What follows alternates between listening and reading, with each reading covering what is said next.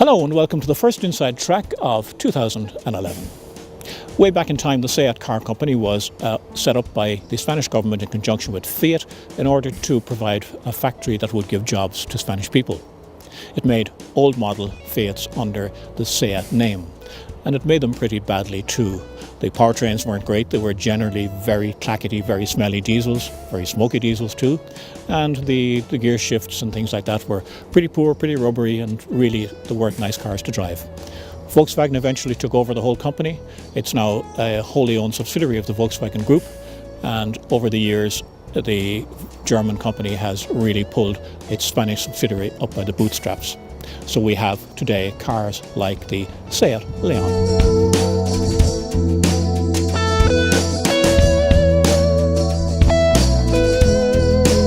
The Leon is a first cousin of the Volkswagen Golf. It's got the same underpinnings, it's got pretty well the same powertrains, but it is infinitely sexier looking. And in this current generation of it, it really looks the part. It's smooth, it's sexy, it has very nice little detailing in it, and it's way, way ahead in looks of the very conservative Golf.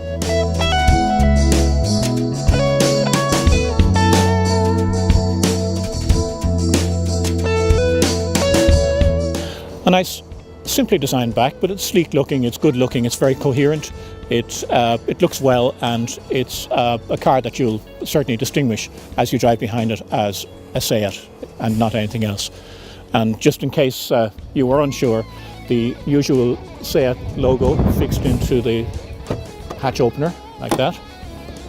That opens into a fairly decent sized boot. The lip is a little bit high for lifting stuff over, but it's not bad at all. As boots go in the class, it's average.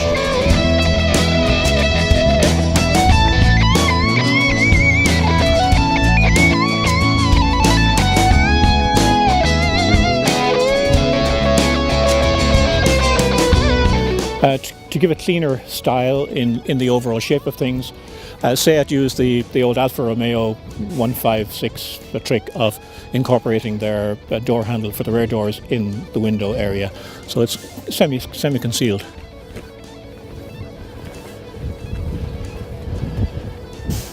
The Leon, it's a roomy car for its class. There's plenty of room there behind the driver's seat, even with a long driver like me. For a shorter person up front, there's certainly bags and bags and bags of knee room for anybody in the back. There's also plenty of room for three people across the back. There's that centre seat area is not at all uncomfortable as it can be in others.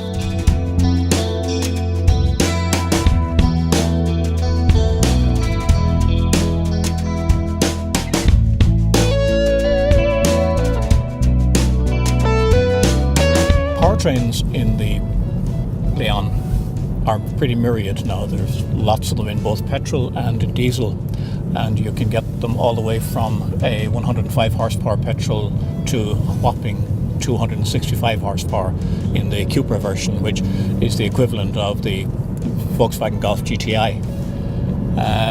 In the diesels, you've got two choices. You've got a 1.6 105 horsepower like this one, or you have a 170 horsepower 2-litre one, which is pretty punchy but really unnecessary for ordinary everyday use.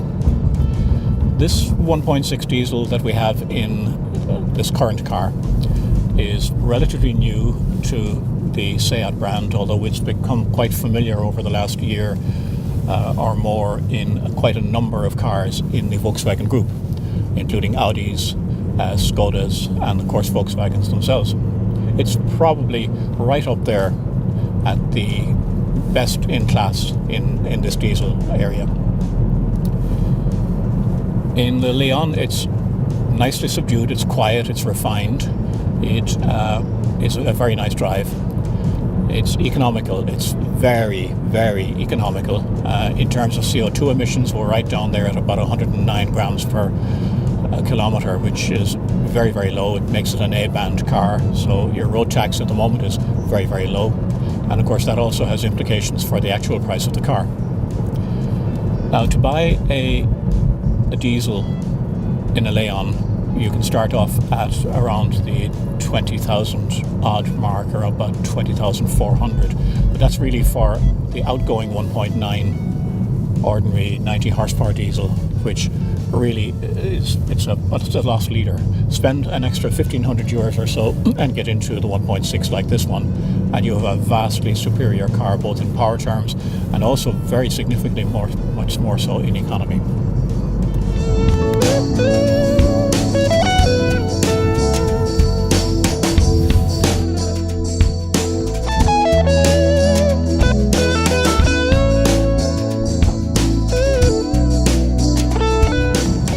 The interior of Seats has traditionally been rather dark. It's just the way their designers think.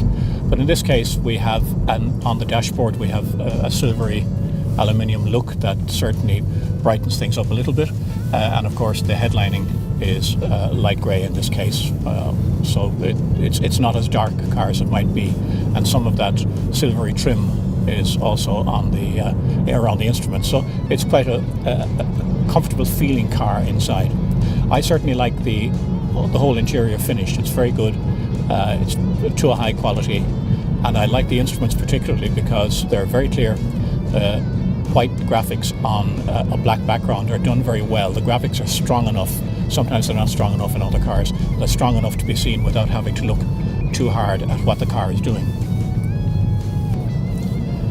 Because it's a very sleek shape, a very sleek design, the interior of the car at front has a very sloping windscreen and also very thick A-pillars. Now, some people find the pillars a bit of a distraction, a bit awkward when going around corners, a bit obtrusive when they're trying to look to see what's coming across the road to them. I don't know. I don't generally find that a problem. If the only place that it might happen is if you're doing very twisty roads, mountainy roads, where you do need to be able to look across in that kind of angle a fair bit to see what's happening. But generally, it's not as big a problem. Stylistically, it's a sleek, as I said, very sexy-looking car in many respects.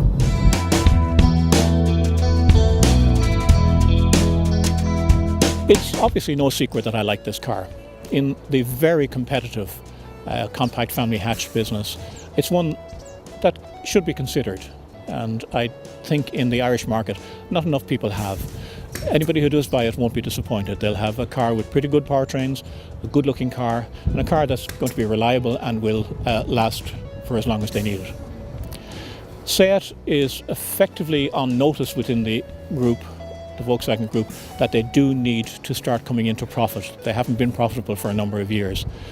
Over the next few years, there are going to be new models, there are going to be revised models, and there are going to be more improved models in terms of economy and emissions. But the Leon is one that will keep the company going for quite some time to come while all this is being done. So the future for Seat, although as I say, on notice from the group to start making profits, it's not bad. Till next week.